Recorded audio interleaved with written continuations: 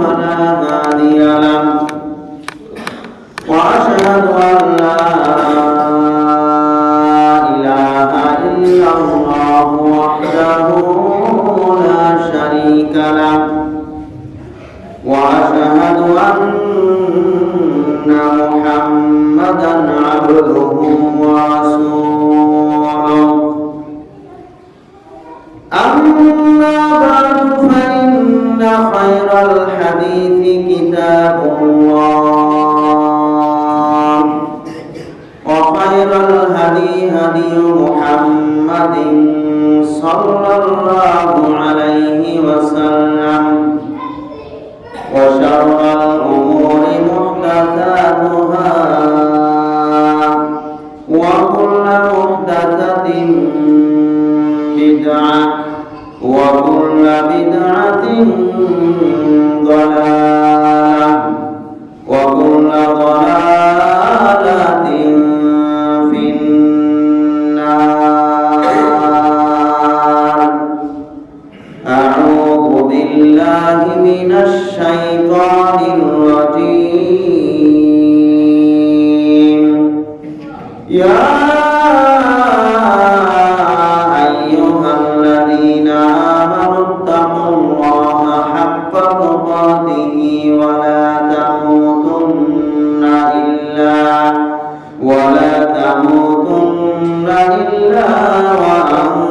وأنتم مسلمون. يا أيها الناس اتقوا ربكم الذي خلقكم من نفس واحدة وخلق منها زوجها وبث منهما رجالا كثيرا ونساء واتقوا الله الذي تساءلون به والأرحام إن الله كان عليكم رقيبا. يا أيها الذين آمنوا اتقوا الله وقولوا قولا سديدا يصلح لكم أعمالكم ويغفر لكم ذنوبكم ومن يطع الله ورسوله فقد فاز فوزا عظيما. أما بعد فقد قال الله تعالى في كلامه المجيد. أعوذ بالله من الشيطان الرجيم. شهر رمضان الذي أنزل فيه القرآن هدى للناس وبينات من الهدى والفرقان فمن شهد منكم الشهر فليصم ومن كان مريضا أو على سفر فعدة من أيام أخر يريد الله بكم اليسر ولا يريد بكم العسر ولتكملوا العدة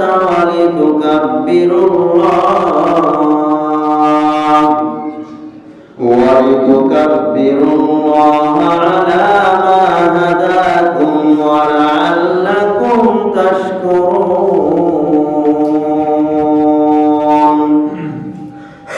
عن أبي هريرة رضي الله تعالى عنه قال قال رسول الله صلى الله عليه وسلم من صام رمضان إيمانا واحتسابا غفر له ما تقدم من ذنبه. وعن أبي هريرة رضي الله تعالى عنه قال قال رسول الله صلى الله عليه وسلم ليس الشديد بالسرعة إنما الشديد الذي يملك نفسه عند الغضب رواه البخاري আল্লাহ সুবহানাহু ওয়া তাআলার অশেষ শুকরিয়া যে মহান রব্বুল আলামিন আমাদেরকে মহা মহিমান্বিত মাস মাহে রমাদানের আজকের দ্বিতীয় দিবসে রমাদানের প্রথম জুমাতে জুমার সালাত আদায় করার জন্য যথাসময়ে মসজিদে উপস্থিত হওয়ার তৌফিক দান করেছেন। যে আল্লাহ সুবহানাহু ওয়া তাআলা আমাদেরকে শারীরিকভাবে সুস্থতা দান করেছেন, সেই মহান রব্বুল আলামিনের শুকরিয়া আদায় করছি আলহামদুলিল্লাহ। দরুদ সালাম বর্ষিত হোক বিশ্ব মানবতার মুক্তির দূত বিশ্ব নবী সাইয়্যিদুল মুরসালিন খাতামান নবিয়্যিন রাহমাতুল লিল আলামিন নবী মুহাম্মদুর রাসূলুল্লাহ সাল্লাল্লাহু আলাইহি ওয়াসাল্লামের উপর। সেই সাথে অত্যন্ত দুঃখ লাগছে জুমার দিনে আজকে রমাদানের প্রথম জুমাতে আমাদের পরিবর্তন লক্ষ্য করা যাচ্ছে না। অন্যান্য জুমার দিনের মতো আজকেও অল্প সংখ্যক মুসল্লি নিয়ে আমাদের জুমা শুরু করতে হচ্ছে, অথচ প্রথম তারাবিতে আমরা পুরা মসজিদ ভরা মানুষ পেয়েছি ইশার সালাত শুরুর আগে, অথচ জুমা শুরু হলো মসজিদে মুসল্লির সংখ্যা আগের মতোই। তাহলে আমাদের কাছে জুমার চাইতে তারাবির গুরুত্ব বেশি। কি বলেন? জুমার চাইতে তারাবির গুরুত্ব বেশি, যার কারণে তারাবিতে সালাতের আগেই মসজিদ ভরে যায়, কিন্তু জুমাতে খুতবা শুরু হয় মাত্র 1 থেকে 1.5 কাতার মুসল্লি নিয়ে। এর চাইতে হতভাগ্য জাতি এই জমিনে আর আসবে না, যারা এত নির্বোধ বোকা যে সম্মানিত মাসের মর্যাদাটুকু দিতে জানলো না। আজকের এই জুমার দিনে এত গুরুত্বপূর্ণ দিবস, তারপরেও আজকের এই দিনটাকে যারা মর্যাদা দিতে পারলো না, এদের মতো নির্বোধ লোক এই জমিনে আর হতে পারে না। আল্লাহ তাআলা আমাদেরকে হেদায়েত দান করুন।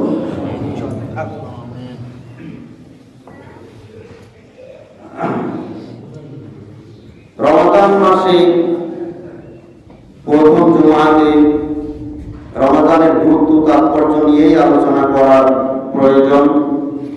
আল্লাহ সুবহানাহু ওয়া তাআলা তৌফিক দিলে যতটুকু সম্ভব আলোচনা রাখবো ইনশাআল্লাহ। মা তৌফিক ইল্লা বিল্লাহ, আলাইহি তাওয়াক্কালতু ওয়া ইলাইহি উনীব। রব্বিশ রাহ লি সাদরি ওয়া ইয়াসসির লি আমরি ওয়াহলুল 'উকদাতাম মিন লিসানি ইয়াফকাহু কওলি। সূরা বাকারা থেকে শুরু করি 183 নম্বর আয়াত থেকে সিয়ামের আলোচনা শুরু হয়েছে। ইয়া আইয়ুহাল্লাযীনা আমানু কুতিবা আলাইকুমুস সিয়াম, হে ঈমানদারগণ তোমাদের জন্য সিয়াম ফরজ করা হয়েছে। কামা কুতিবা আলাল্লাযীনা মিন ক্বাবলিকুম, যেমন ভাবে তোমাদের পূর্ববর্তী জাতিগুলির উপরেও সিয়াম ফরজ করা হয়েছিল তেমনি। পূর্ববর্তী জাতিদের কথা বলার উদ্দেশ্য হচ্ছে সিয়াম একটি পরিশ্রমী কষ্টের ইবাদত। তবে যারা রমজান মাসে অন্য মাসের চাইতে আরো বেশি বেশি ভালো ভালো খানা পিনা করেন, কাজকর্ম থেকে বিরত থেকে শুধু বিশ্রাম আর বিশ্রাম নেন, তাদের কথা ভিন্ন। তাদের কাছে এত পরিশ্রম মনে হবে না, এত কষ্ট মনে হবে না। কষ্ট মনে হবে তাদের যারা দিন মজুর, প্রতিদিন পরিশ্রম না করলে যাদের সংসার চলে না।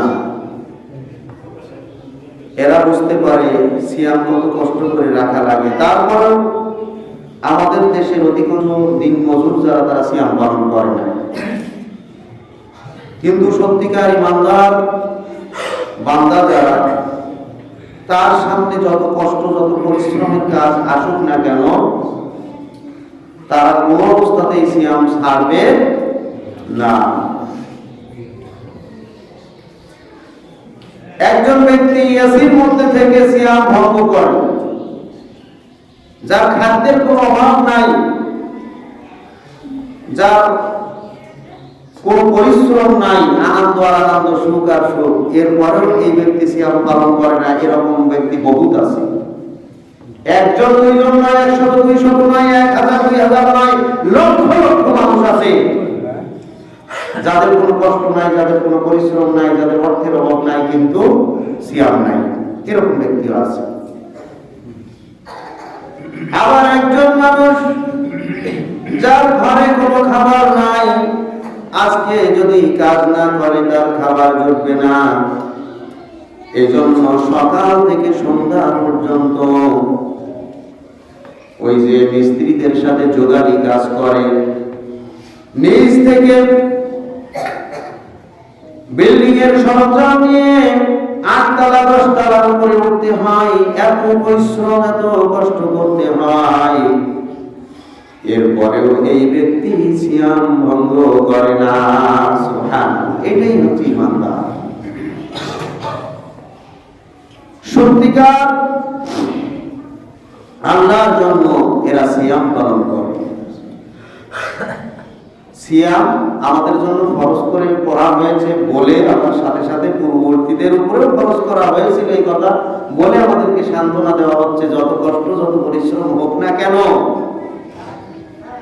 আল্লাহ তাআলা এর বিনিময় যেটা রেখেছেন, এর পুরস্কার যেটা রেখেছেন, সেই তুলনায় এটা কোনো কষ্টই মনে হবে না। কাদের কাছে? যাদের অন্তরে তাকওয়া রয়েছে, যারা আল্লাহর সামনে নিজেদেরকে ইমানদার হিসাবে, মুত্তাকি হিসাবে তৈরি করে উপস্থিত হতে চায়, যারা আল্লাহর কাছে এই সিয়ামের প্রতিদান আশা করে, বিনা কারণে এই সিয়াম ভঙ্গ করলে যারা জাহান্নামের শাস্তির ভয় করে, এদের কাছে এই সিয়ামের কোনো কষ্টই না, যত পরিশ্রম তারা করুক না কেন। সিয়াম আমাদের জন্য ফরজ। আজকের আমাদের সমাজের তথা অধিকাংশ জায়গার মুসল্লিদেরকে সিয়াম পালন করানোর জন্য সিয়ামের ফজিলত বর্ণনা করা লাগে। সিয়াম পালন করলে এত ফজিলত, এত ফজিলত, এত ফজিলত। সিয়ামের ফজিলত দেখে বহু মানুষ সিয়াম পালন করে। সিয়ামের ফজিলত দেখে যারা সিয়াম পালন করে, এরা মাঝে মাঝে আবার সিয়াম ভঙ্গ করে, কারণ তারা বিশ্বাস করে একটা সিয়াম রাখলে এত নেকি, এত সওয়াব, তাহলে এত সিয়ামের দরকার, মাঝে মাঝে একটু ভঙ্গ করে। তাই তো দেখা গেছে প্রথম তারিখে সিয়াম পালন করার হিড়িক পড়ে গেছে, দ্বিতীয় তারিখে এসে সংখ্যা কমছে না বাড়ছে। প্রথম তারিখে সিয়াম পালনকারীর সংখ্যা বালেগ প্রাপ্তবয়স্ক যাদের উপরে আল্লাহ তাআলা সিয়াম ফরজ করেছেন, যাদের সিয়াম ভঙ্গ করার কোনো প্রকার অনুমতি নাই, ইখতিয়ার নাই, তারপরেও প্রথম তারিখে সিয়াম পালন করেছে, আজকের দ্বিতীয় তারিখে সিয়াম নাই, এরকম ব্যক্তি এই সমাজে আছে না নাই? আপনি খোঁজ করলেও পাবেন, বুঝে দেখেন পাবেন। প্রথম তারিখে রেখেছিল, আজকে নাই, কারণ তাদের কাছে মনে হচ্ছে কি সিয়ামের এত ফজিলত, তাহলে দুই একটা রাখলেই তো চলে, এত প্রত্যেকদিন রেখে পারা যায়, এত কষ্ট করে পারা যায়। আল্লাহ তাআলা বলেন কুতিবা আলাইকুমুস সিয়াম, তোমাদের উপরে সিয়াম ফরজ করা হয়েছে। এই ফরজের বিধান মানুষের ইচ্ছা মতো পালন করলে চলে না, আল্লাহ তাআলা যেভাবে চেয়েছেন সেভাবেই পালন করতে হয়। সিয়াম ফরজ করার আগে আল্লাহ তাআলা ফরজ করেছেন সালাতকে। এই সমাজে বহু মানুষ রয়েছে যারা সিয়াম পালন করে কিন্তু 5 ওয়াক্ত সালাত আদায় করে না, আছে না নাই? এরকম ব্যক্তিও আছে, হাস্যকর বিষয়। এত পরিশ্রম করে সিয়াম পালন করে, এত কষ্ট করে সিয়াম পালন করে, কিন্তু সালাত আদায় করে না। কিন্তু সিয়ামের আগে কোনটা ফরজ? সালাত। প্রথমে ঈমান আনা ফরজ। ঈমান আনার পরে একজন ব্যক্তি যখন ঈমান আনে, ঈমান আনার পরে সে এবার আল্লাহ তাআলার নির্দেশের গণ্ডির মধ্যে এসে পড়ে, সীমারেখার মধ্যে এসে পড়ে। এখন সে নিজের ইচ্ছায় আর কিছুই করার সুযোগ পায় না, সব কিছু করতে হয় কার ইচ্ছায়? আল্লাহ তাআলার ইচ্ছায়। কখন? যখন একজন ব্যক্তি বলে লা ইলাহা ইল্লাল্লাহ, আল্লাহ ছাড়া আমি আর কাউকে ইলাহ রূপে মানি না। যখন একজন ব্যক্তি বলে আশহাদু আল্লা ইলাহা ইল্লাল্লাহ, আমি সাক্ষ্য দিচ্ছি ওই আল্লাহকে ইলাহ হিসাবে, রব হিসাবে, যিনি ছাড়া সত্য কোনো ইলাহ নাই, ওয়া আন্না মুহাম্মাদান আবদুহু ওয়া রাসূলুহু, এবং আমি আরো সাক্ষ্য দিচ্ছি যে মুহাম্মদ সাল্লাল্লাহু আলাইহি ওয়াসাল্লাম তার বান্দা এবং রাসূল। এই শাহাদাত বাণী উচ্চারণ করার পরে একজন ব্যক্তি ঈমানদার হয়ে সে আল্লাহ গণ্ডির ভিতরে এসে পড়ে। এখন তাকে চলতে হয় কার ইচ্ছায়? আল্লাহ তাআলার ইচ্ছায়। এখন তার নিজস্ব কোনো মত, নিজস্ব কোনো চিন্তা, নিজস্ব কোনো ইচ্ছা, নিজস্ব কোনো গতি, কোনো কিছুই চলে না। সবকিছু অকেজ হয়ে যায়, ভঙ্গ হয়ে যায়, বরবাদ হয়ে যায়, নস্বাত হয়ে যায়। কিসের কারণে? ঈমান আনার কারণে। ঈমান আনার পরে এবার যদি মানুষ নিজের ইচ্ছায় চলতে যেয়ে এমন কিছু কাজ করে, 10টি এমন কাজ রয়েছে যে কাজগুলির কোন একটি যদি এই ব্যক্তি করে তাহলে তার ঈমান ভেঙে যায়। এখন এর আর ঈমান থাকে না। এখন সে যত আমল করুক আর কাজে লাগে না, কারণ এই গণ্ডির মধ্য থেকে সে বের হয়ে গেছে। এখন সে সিয়াম পালন করবে না না করবে, সে সালাত আদায় করবে না না করবে, সে আল্লাহ তাআলার নির্দেশ পালন করবে না না করবে, এটা তার ইচ্ছা, আল্লাহর কোনো যায় আসে না। কারণ সে এখন আল্লাহর গণ্ডির ভিতর থেকে বের হয়ে গেছে। আল্লাহর সীমারেখার ভিতরে যখনই কোনো ব্যক্তি ঈমান আনে প্রবেশ করে, তখনই তাকে চলতে হয় আল্লাহ তাআলার ইচ্ছায়। এই সীমারেখা পার করে যখন সে বের হয়ে যায়, ঈমানের গণ্ডি থেকে, ইসলামের গণ্ডি থেকে বের হয়ে যায়, তখন সে যা ইচ্ছা তাই করতে পারে। আল্লাহর গণ্ডির ভিতরে থেকে এটা করা সম্ভব নয়। তাহলে একজন ব্যক্তি ঈমান আনার পরে প্রথম কাজ হচ্ছে তাকে সালাত আদায় করতে হবে। সালাত আদায় করতে হবে। যদি তারপরে এই সময়টা রমাদান মাস হয় তাহলে তাকে সিয়ামও পালন করতে হবে। রমাদানের আগে হলে অথবা পরে হলে, যতদিন রমাদান মাস না আসবে ততদিন তার উপরে সিয়াম ফরজ নয়। কিন্তু সে যদি 10টার সময় মুসলিম হয়, ইসলামের গণ্ডির ভিতরে প্রবেশ করে, তাহলে 12:30টায় বা 1টার সময় তাকে জোহরের সালাত আদায় করতে হবে। আদায় না করলে সে কি মুসলিম থাকবে? যত সুন্দর ভাবে কালেমা পাঠ করুক না কেন, এখন সে মুসলিম থাকবে না, আবার সীমারেখার বাইরে চলে যাবে। এই সীমারেখার ভিতরে থাকতে গেলে তাকে সালাত আদায় করতে হবে। অথচ আমাদের সমাজে এমন অনেক ব্যক্তি রয়েছে যারা সিয়াম পালন করে কিন্তু সালাত আদায় করে না। নাউযুবিল্লাহ। তার মানে ইসলামটা হচ্ছে মন গড়া, যা মনে চায় যেভাবে ইচ্ছা সেইভাবে করে। এই জন্য প্রথম তারিখে একদিন সিয়াম পালন করি। বলছিলাম ফজিলত শুনে শুনে সিয়াম রাখতে হবে না। সিয়াম রাখতে হবে, আল্লাহ তাআলা নির্দেশ করেছেন, হুকুম করেছেন। তাই ইসলামের গণ্ডির ভিতরে যখন আপনি পা রেখেছেন, তখন প্রথম আমল করতে হবে, আপনাকে সালাত আদায় করতে হবে। এরপরে রমাদান মাস আসলে আপনাকে সিয়াম পালন করতে হবে, করতেই হবে। করলে আপনি সীমারেখার মধ্যে আছেন, ইসলামের গণ্ডির ভিতরে আছেন, না করলে বের হয়ে গেছেন। আল্লাহ তাআলার বিধান, এটা পালন করার মাধ্যমে আপনাকে মুসলিম থাকতে হবে।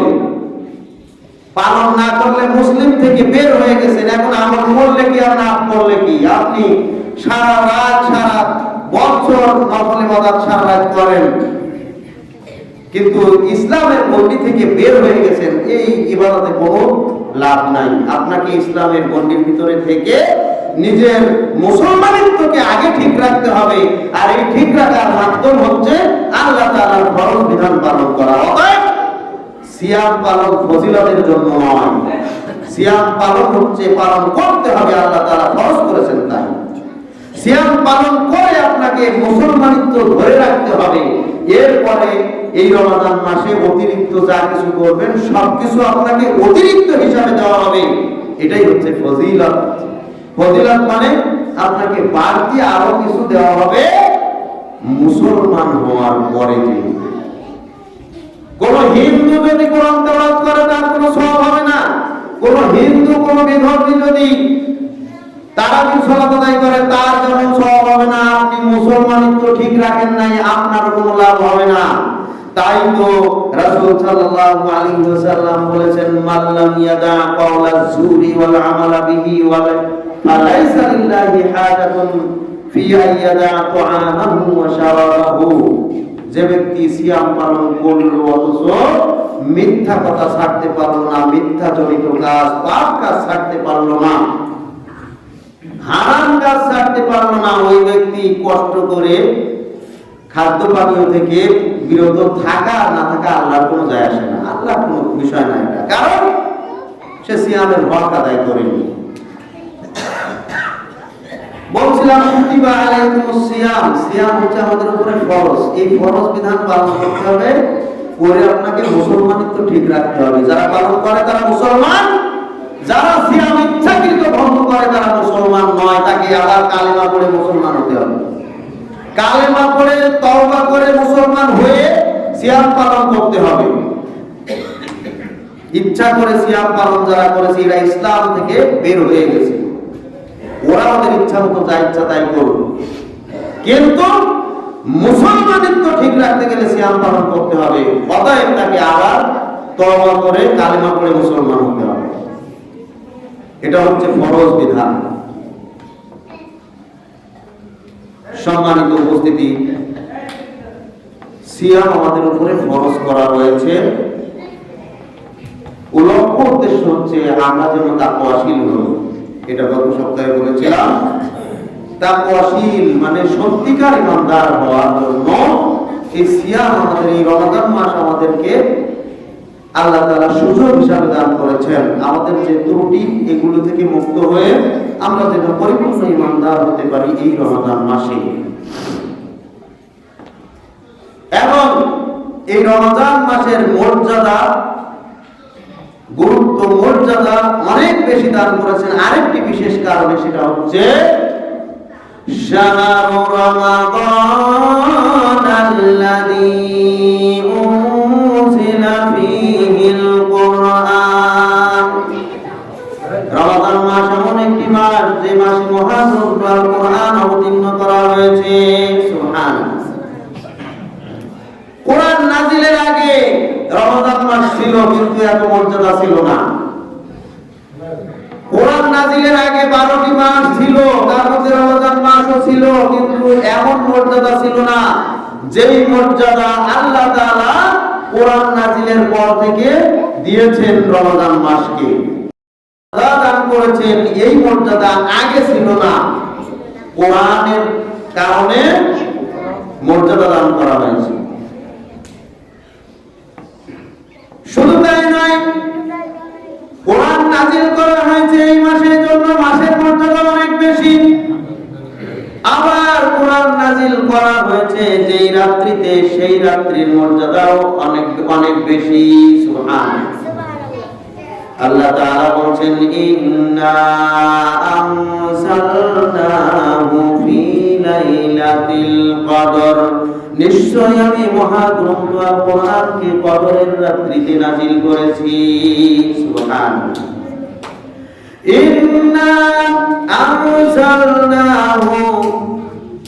আনজালনাহু ফি লাইলাতিন মুবারাকাহ, নিশ্চয়ই আমি কোরআনকে এক বরকতময় রাত্রিতে নাজিল করেছি। অর্থাৎ কদরের রাতটা হচ্ছে একটা বরকতময় রাত। এই বরকতময় কি জন্য করা হয়েছে? কোরআনের কারণে করা হয়েছে। সুবহানাল্লাহ। লাইলাতুল কদরি খায়রুম মিন আলফি শাহর। বরকত কাকে বলে? বরকত কি, বরকত কেমন, তার একটা নমুনা আল্লাহ তাআলা দেখিয়েছেন এখানে। কদরের মর্যাদা, এটাই হচ্ছে কোরআনের বরকত। বরকত হচ্ছে কদরের রাত্রিতে কেউ যদি জাগরণ করে ইবাদত করে, তাহলে 1000 মাসের মধ্যে যত রাত রয়েছে সমস্ত রাত 1 মিনিটও 1 সেকেন্ডও না ঘুমিয়ে সারা রাত ইবাদত করলে, এভাবে 1000 মাসের মধ্যে যত রাত রয়েছে 83 বছর 4 মাস একাধারে প্রত্যেক রাত্রিতে রাত্রি জাগরণ করে ইবাদত করলে, সারা রাত দাঁড়িয়ে দাঁড়িয়ে আল্লাহর জন্য কিয়াম করে অথবা রুকু করে সিজদা করে কাটালে আল্লাহ তাআলা যেই পরিমাণ নেকি দান করবেন, যেই পরিমাণ ফজিলত দান করবেন, যেই পরিমাণ প্রতিদান দান করবেন, এই লাইলাতুল কদরে যদি একটি রাত কেউ পেয়ে যায়, তাহলে তার বিনিময়ে আল্লাহ তাআলা তার চাইতেও উত্তম প্রতিদান দান করবেন। সুবহানাল্লাহ। খায়রুম মিন আলফি শাহর। 1000 মাসের ইবাদতের চাইতেও বেশি প্রতিদান। খায়রুন মানে উত্তম, ও সমান না, ও সমান না, ও চাইতেও বেশি। সুবহানাল্লাহ। একে বলা হয় বরকত, বারাকা। আমরা বারাকা বরকত কাকে বলে এটা বুঝি না, আল্লাহ বুঝিয়ে দিয়েছেন। দেখ বান্দা, বরকত কাকে বলে? এক রাতের বরকত 1000 মাসের রাতের চাইতে বেশি, এর নাম হচ্ছে বারাকা, বরকত। আল্লাহ কি পরিমাণ বর্ধিত করেন, বাড়াতে পারেন, তার একটা নমুনা। আর এই বরকত দান করেছেন কি জন্য? কোরআন নাজিল হয়েছে এই রাত্রিতে, তাই এর এত মর্যাদা। রমজানের যত মর্যাদা, যত ফজিলত রয়েছে, সবকিছু হচ্ছে কোরআন নাজিলের কারণে। এই কোরআনকে যারা ছেড়ে দিয়েছে, এরা হচ্ছে এই পৃথিবীর মধ্যে সবচেয়ে দুর্ভাগ্যবান ব্যক্তি। আর এই কোরআনকে যারা আঁকড়িয়ে ধরেছে, কোরআন অনুযায়ী যারা জীবন পরিচালনা করে, এরা হচ্ছে এই পৃথিবীর মধ্যে সবচাইতে সম্মানী ব্যক্তি। সুবহানাল্লাহ। যে আল্লাহ তাআলা কোরআনের কারণে রমজানের মর্যাদা দান করেছেন, যে আল্লাহ তাআলা কোরআনের কারণে রমজান মাসের একটি রাতকে এত মর্যাদা দান করেছেন, ওই আল্লাহ তাআলা কোরআনের ধারক বাহক যারা হবে, কোরআনের পাঠক যারা হবে, তাদের মর্যাদাকেও এত এত গুণ বৃদ্ধি করে দিবেন। সুবহানাল্লাহ। তাদের মর্যাদা আল্লাহ তাআলা কত দান করবেন, এখান থেকে আমরা একটু দৃষ্টান্ত নিতে পারি। আল্লাহ তাআলা কোরআনের কারণে একটি রাতের মর্যাদা এত বৃদ্ধি করেছেন, তার মানে এই কোরআনের অনুসারী যারা হবে, তাদেরকে আল্লাহ তাআলা সাধারণ মানুষের চাইতে তাদের মর্যাদাকে এত এত গুণে বৃদ্ধি করে দিবেন। সুবহানাল্লাহ। আবার এই কোরআন থেকে যারা নিজেদেরকে দূরে রাখবে, তারা হচ্ছে সবচেয়ে হতভাগ্য জাতি। আল্লাহ রাসূল তাদের বিরুদ্ধে কিয়ামতের মাঠে অভিযোগ করবেন, অভিযোগ দায়ের করবেন, মামলা দায়ের করবেন। অভিযোগ, মামলা, আমরা মামলা করি একজন আরেকজনের বিরুদ্ধে, সে কোনো অপরাধ করলে তার বিরুদ্ধে মামলা করি। মামলা দায়ের করা হয়, এবার তার দৌড়ানোর কোন কিনারা যেমন থাকে না, অর্থ খরচ হয়, হ্যাঁ, তার কষ্টেরও শেষ থাকে না। মামলার পিছনে দৌড়াতে দৌড়াতে অবস্থা খারাপ হয়ে যায়। রাসূল সাল্লাল্লাহু আলাইহি ওয়াসাল্লাম আমাদের বিরুদ্ধে কিয়ামতের মাঠে মামলা দায়ের করবেন। কিসের কারণে? কোরআন না মানার কারণে। ওয়াকালার রাসূল ইয়া রাব্বি, রাসূল সাল্লাল্লাহু আলাইহি ওয়াসাল্লাম কিয়ামতের মাঠে আল্লাহ তাআলাকে বলবেন, ইয়া রাব্বি, হে আমার রব, ইন্না কওমি, নিশ্চয় আমার এই কওম, আমার এই জাতি, ইন্না কওমি ইত্তাখাযু হাযাল কুরআনা মাহজুরা, এই কোরআনকে পরিত্যক্ত বস্তুর মতো গ্রহণ করে নিয়েছিল, এরা আন্তরিকভাবে গ্রহণ করে নাই। কোরআন একটা পড়ে থাকা বস্তু, পড়ে থাকা বস্তু। এই যে দেখেন কত কোরআন মসজিদে আছে, 1 বছরে মনে হয় ধরা হয় না, এর গায়ে এমন ময়লা নোংরা লেগে আছে, এটা ধরাই হয় না। 1 বছর কেন, আমার মনে হয় এমন কিছু কোরআন আছে কয়েক বছর যাবত এটা ধরাই হয় না, ছোঁয়াই হয় না। এটা শুধু মসজিদে নয়, আপনাদের বহু লোকের বাড়িতে এরকম কোরআন আছে, যে কোরআনগুলি বছরে 2-1 ছুঁয়েও দেখা হয় কিনা সন্দেহ। যদিও ওই বাড়ির 2-1 কোরআন পড়তে পারে, তারপরেও পড়ে না।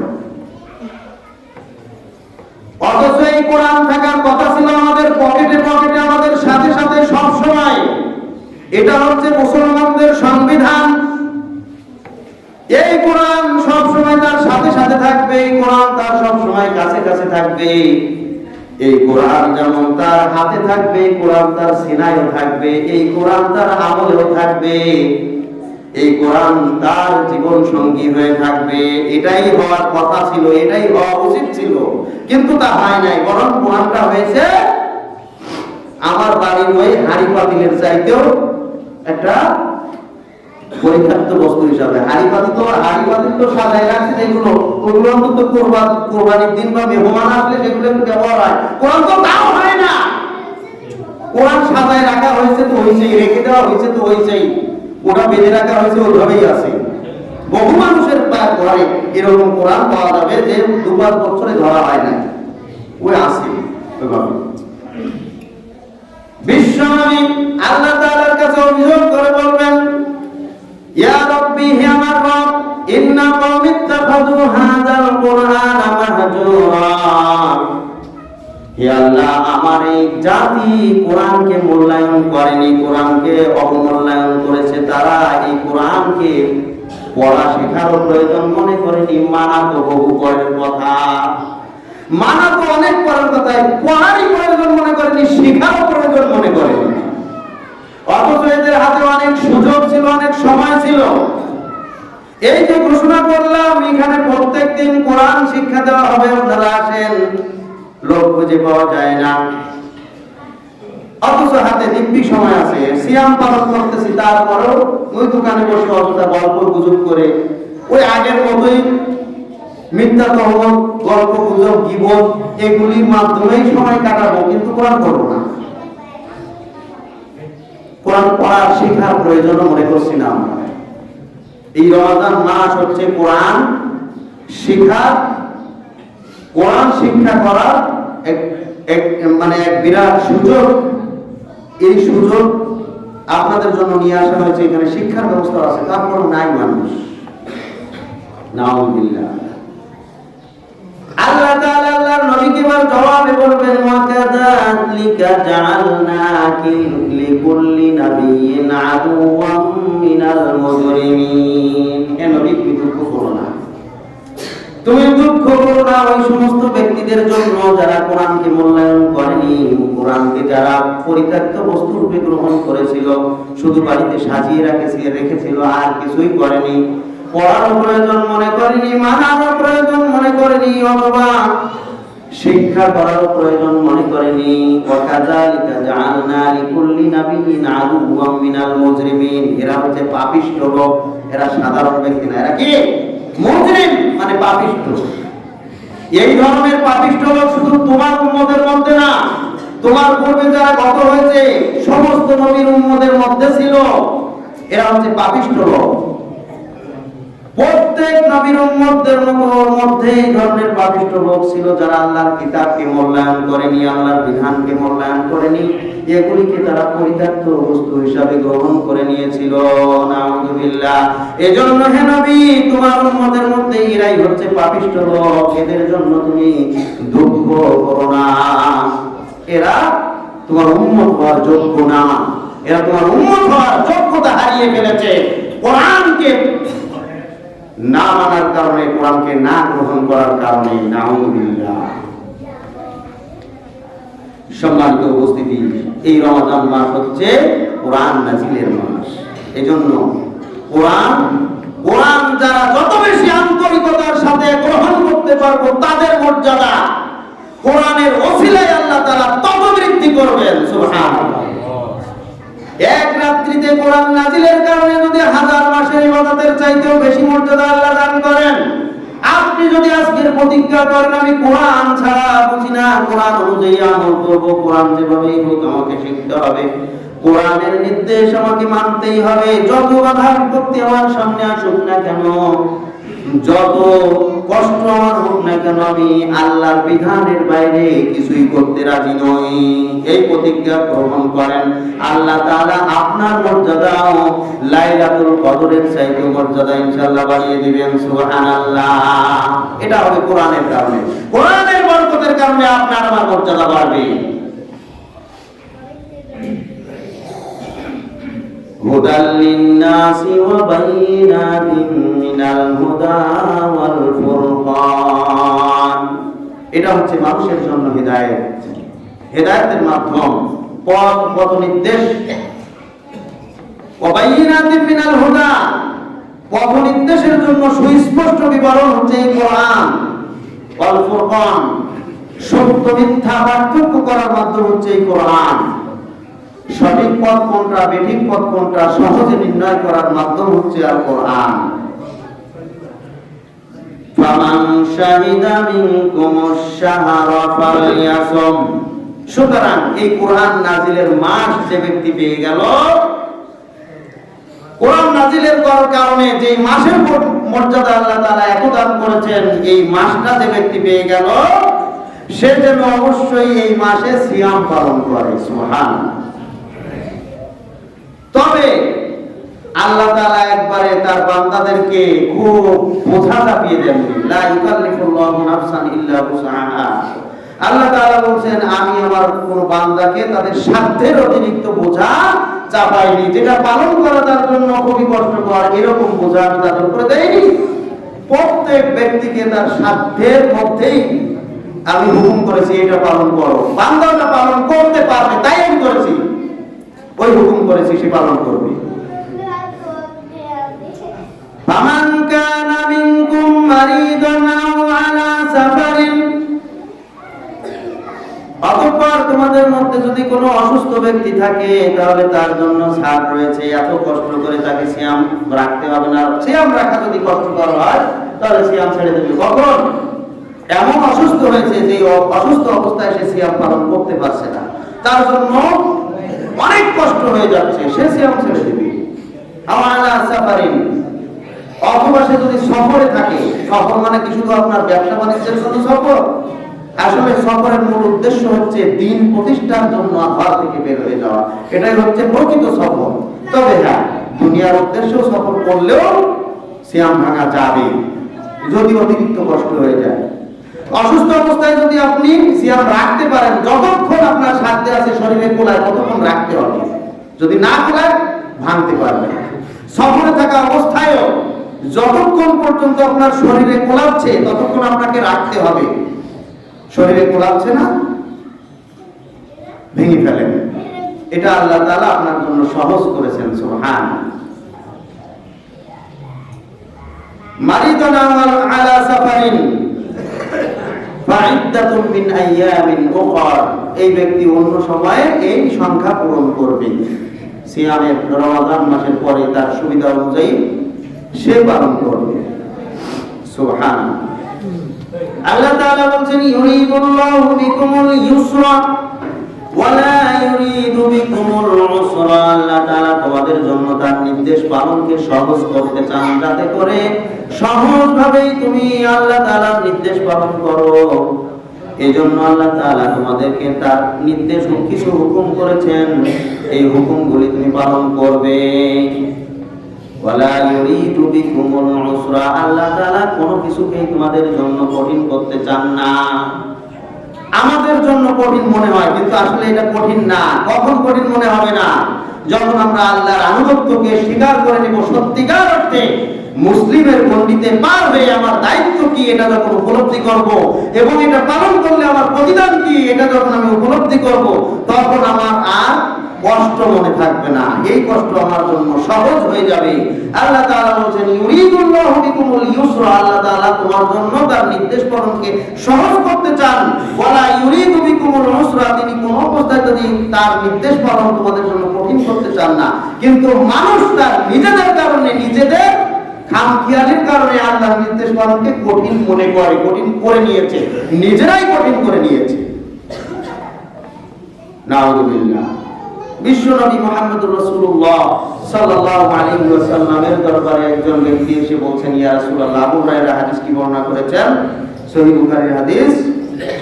আল্লাহর নবী বলছেন, আল্লাহর নবীকে এসে বলছেন, ইয়া রাসূলুল্লাহ, আমি তো হালাক হয়ে গেছি, ধ্বংস হয়ে গেছি, আমার এখন বাঁচার উপায় কি? আল্লাহ রাসূল বলছেন, তুমি এমন কি কাজ করে ফেলেছো যে তুমি ধ্বংস হয়ে গেছো? বলছেন, আমি দিনের বেলা স্ত্রী সহবাস করে ফেলেছি সিয়াম, এই রমজান মাসে। রমজান মাসের সিয়াম পালন করা ফরজ। ফরজের উপর হচ্ছে যদি কেউ ইচ্ছাকৃতভাবে এই রমজান মাসে দিনের বেলা স্ত্রী সহবাস করে তাহলে তার উপরে কাফারা আদায় করা ওয়াজিব হয়ে যায়। আর কাফারা হচ্ছে সে এই কাজাটাও আদায় করবে, সেই সাথে কাফারা আদায় করবে, সেটা হচ্ছে একাধারে 60 দিন সিয়াম পালন করবে। 60 দিন, 2 মাস। এই 2 মাসের মধ্যে যদি ইচ্ছাকৃতভাবে একটা সিয়াম ছেড়ে দেয় তাহলে যেই দিন ছেড়ে দিল তার পর দিন থেকে আবার নতুন করে গণনা শুরু হবে। এভাবে একটানা 60 দিন সিয়াম পালন করতে হবে। কেন? তার এই রমজান মাসে দিনের বেলা সিয়াম পালন, এই সিয়ামের মাসে সে তার স্ত্রীর সাথে মিলিত হলো। নববিবাহিত হলেও ক্ষমা নাই, নতুন বিবাহ করেছে রমজান মাসে তাকে স্ত্রী থেকে পৃথক থাকতে হবে, এটা আল্লাহ তাআলার বিধান। নতুন বিবাহিত হলেও তাকে ছাড় নাই, তাকে আলাদা থাকতেই হবে। আল্লাহ নবীকে বললেন, ইয়া রাসূলুল্লাহ, আমি ধ্বংস হয়ে গেছি, আমি তোমার স্ত্রীর সাথে মিলিত হয়েছি, এখন এর থেকে পরিত্রাণের উপায় কি? আল্লাহ নবী বললেন, তুমি 7 দিন সিয়াম পালন করো, 2 মাস সিয়াম পালন করো। আল্লাহ নবী বললেন, তুমি 2 মাস সিয়াম পালন করো।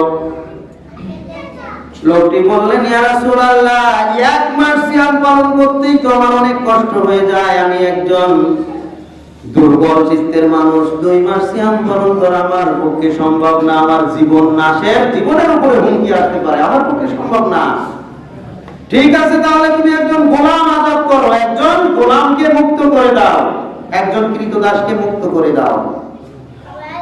লোকটি বললেন, ইয়া রাসূলুল্লাহ, এটা তো অনেক অর্থের প্রয়োজন, আমার তো কোনো টাকা পয়সা নাই, আমি এটা কিভাবে পারবো, আমার পক্ষে সম্ভব না। আল্লাহর নবী বললেন, তাহলে এক কাজ করো, তুমি 60 জন মিসকিনকে এক বেলা খেতে দাও, একদিনের খাবার দান করো, 60 জন মিসকিনকে একদিন খেতে দাও। 60 জন মিসকিনকে একদিন 2 বেলা, কমপক্ষে 2 বেলা খেতে দাও, 60 জন মিসকিনকে খাওয়াও। ওই সাহাবী বলছেন, ইয়া রাসূলুল্লাহ, এটাও তো আমার জন্য খুবই কষ্টকর, এটা আমি পারবো না, কারণ আমার তো টাকা পয়সা নাই, কিছুই নাই, আমি একবারে দরিদ্র লোক। এখন আল্লাহর নবী যে কি করবেন কিছুই বলছেন না, একটু চুপ রয়েছেন, এই ব্যক্তিও চুপ রয়েছে, আল্লাহর নবীও কিছু বলছেন না, এও কিছু বলছে না। কিছুক্ষণের মধ্যে দেখা গেল যে এক ঝুড়ি খেজুর সেখানে একজন নিয়ে উপস্থিত হয়েছে, সাদাকার খেজুর। আল্লাহ রাসূলের সামনে এসে তাকে পেশ করছেন যে, ইয়া রাসূলুল্লাহ, এই যে খেজুরগুলি সাদাকার খেজুর আমি প্রদান করছি। আল্লাহ রাসূল এবার ওই যে এই লোকটাকে বলছেন যে, হে ওমর, তুমি এক কাজ করো, তোমার তো আসলে কোনো সাধ্য নাই, তোমার ক্ষমতা নাই, তোমার টাকাও নাই, শারীরিক শক্তিও নাই, এখন কি করবা? এই খেজুরগুলো নিয়ে তুমি মদিনার বিভিন্ন মিসকিনদেরকে বিতরণ করে দাও, তাহলে তোমার এই কাফারা আদায় হয়ে যাবে। সুবহানাল্লাহ। লোকটি এই খেজুরগুলি গ্রহণ করে বিতরণ করতে যাবে, তারপরও দাঁড়িয়ে আছে, যায় না। আল্লাহ নবী বলছেন, হে অমুক, তুমি এখনো দাঁড়িয়ে আছো কেন, কারণটা কি? বলছেন, ইয়া রাসূলুল্লাহ, আমি একটু চিন্তা করে দেখলাম, পুরা মদিনার ভিতরে আমি এক প্রান্ত থেকে আরেক প্রান্ত পর্যন্ত হিসাব করে দেখলাম, আমার চাইতে হত দরিদ্র, আমার চাইতে মিসকিন ব্যক্তি এই মদিনার বুকে আর একজন নাই, আমি হচ্ছি সব চাইতে মিসকিন ব্যক্তি। সুবহানাল্লাহ। বিশ্বনবী এবার হেসে ফেলে দিলেন, তার দাঁত বের হয়ে গেল, হাসলেন। হেসে ফেলে এবার আল্লাহর নবী ওই ব্যক্তিকে বলছেন, ঠিক আছে, যাও, এই খেজুরগুলো নিয়ে যাও, নিয়ে তুমি নিজে খাও এবং তোমার পরিবারের সদস্যদেরকে খাওয়াও, তাহলেই তোমার কাফারা আদায় হয়ে যাবে। সুবহানাল্লাহ। ইসলাম সহজ। আল্লাহ তাআলা বলছেন, ইউরিদুল্লাহু বিকুমুল ইউসরা, আল্লাহ তাআলা তোমাদের জন্য সবকিছু সহজ করতে চান। ওয়ালা ইউরিদু বিকুমুল উসরা, তিনি তোমাদের জন্য কোনো কিছু কঠিন করতে চান না। কিন্তু মানুষ আমরা কঠিন করে নিয়েছি। এই জিনিসটা এইভাবে করে পারবো আমরা? পারার চেষ্টা করেছেন আপনি কি ওই জিনিসটা করার চেষ্টা করেছেন? চেষ্টা করে দেখেন। কিন্তু আমরা চেষ্টা না করেই বলি এত কষ্ট করে আমরা পারবো। আমরা কি সাহাবীদের মতো আমল করে পারবো? নাউযুবিল্লাহ। আল্লাহ তাআলা বলেন ফাইন আমানু বিমিথলি মা আমানতুম বিহি ফাকাদ ইহতাদাও, সূরা বাকারার 137 নম্বর আয়াত। হে নবী, তোমার সাহাবীরা যেভাবে ঈমান এনেছে কিয়ামত পর্যন্ত যারাই তাদের মতো ঈমান আনবে তারাই হিদায়াতের উপরে থাকবে। সুবহানাল্লাহ। কিয়ামত পর্যন্ত আজকে আমাদের সমাজে তথা পুরা দেশের মধ্যে হয়তো আমাদের নজরে এরকম ঈমানদার খুঁজে আমরা পাই না যে যাদের ঈমান সাহাবীদের মতো ঈমান হতে পারে। কিন্তু আল্লাহর কথা তো মিথ্যা না। আল্লাহ তাআলা বলছেন কিয়ামত পর্যন্ত এরকম লোক থাকবে যারা সাহাবীদের মতো হুবহু ঈমানদার হবে। সুবহানাল্লাহ। সাহাবীরা যেভাবে ঈমানকে টিকিয়ে রাখার জন্য ত্যাগ করেছে, যেভাবে কষ্ট করেছে, পরিশ্রম করেছে, এভাবেই ঈমান আনবে, ঈমানদার হবে, এরকম লোক থাকবে, কিয়ামত পর্যন্ত থাকবে। আমাদের চোখে পাওয়া যায় না, তাই আমরা বলে থাকি আমরা কি এত কষ্ট করে এইভাবে আমল করে পারবো? নাউযুবিল্লাহ। আল্লাহ তাআলা বলেন সাহাবীদের মতো ঈমান যারা আনবে কিয়ামত পর্যন্ত তারাই হিদায়াতের পথে আছে। অতএব আপনাকে চেষ্টা করতে হবে। চেষ্টা করলেই আল্লাহ তাআলা সহজ করে দিবেন, চেষ্টা না করলে আল্লাহ তাআলা দিবেন না। চেষ্টা করতে হবে। সম্মানিত উপস্থিতি, তাহলে আল্লাহ তাআলা বলছেন যে এই সিয়াম পালন করাটাও তোমাদের জন্য যত কষ্ট হোক, এটা ঈমানদারদের জন্য কষ্ট নয়, এটা হচ্ছে সহজ। আল্লাহ তাআলাই সহজ করে দিয়েছেন। আল্লাহ তাআলা ভয় অন্তরে নিয়ে আসো, তাহলে দেখবে যে সব একবারে সহজ হয়ে গেছে। তখন আর কোনো কঠিন কষ্টকর বলে কিছুই নাই। কিন্তু আমাদের ঈমানকে মজবুত করতে পারিনি, সত্যিকার ঈমান আনতে পারিনি, তাই তো আমাদের কাছে কঠিন মনে হয়। সম্মানিত উপস্থিতি, আমাদের ঈমানের দুর্বলতার কারণেই আজকের এই রমাদান মাসের মূল্যায়ন আমাদের কাছে নাই। রমাদানের প্রথম জুমা হওয়া সত্ত্বেও আজকের ওই আগের জুমার মতোই আমরা পরেই আসলাম। নাউযুবিল্লাহ। কারণ আল্লাহর বাণী, আল্লাহর বিধান আমার কাছে একবারে মানে ওই বাজারের 10 টাকার তরকারির চাইতেও মূল্য কম। কারণ ওই 10 টাকার তরকারি কিনতে যেয়ে যত গুরুত্ব দেই আজকের এই জুমার দিনকে সেই গুরুত্বটুকু আমরা দিতে পারিনি। তাই তো আমরা সময় সুযোগ থাকা সত্ত্বেও সময় মতো আসতে পারিনি। রমাদান মাস আমাদের কাছে মূল্যহীন। আমরা অধিকাংশ মানুষ বিনোদন প্রিয়, তাই বছরে একবার একটু হয়তো প্রথম রমজানে একটু আসলাম, আবার ঈদের দিনে আমাদের উপস্থিতি অনেক বেশি হবে, কারণ আমরা তো বিনোদন প্রিয়। বছরে একদিন দুই দিন ইবাদত করে খুব স্বতঃস্ফূর্ত ভাবে সারা বছর খবর থাকে। কিন্তু আল্লাহর বিধান এভাবে পালন করার কোন নিয়ম নাই।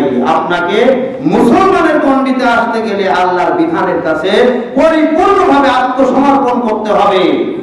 আল্লাহর ভয় অন্তরে পরিপূর্ণভাবে নিয়ে আসতে হবে, সত্যিকার ঈমানদার হতে হবে, না হলে পরকালে মুক্তির কোনো পথ খুঁজে পাওয়া যাবে না।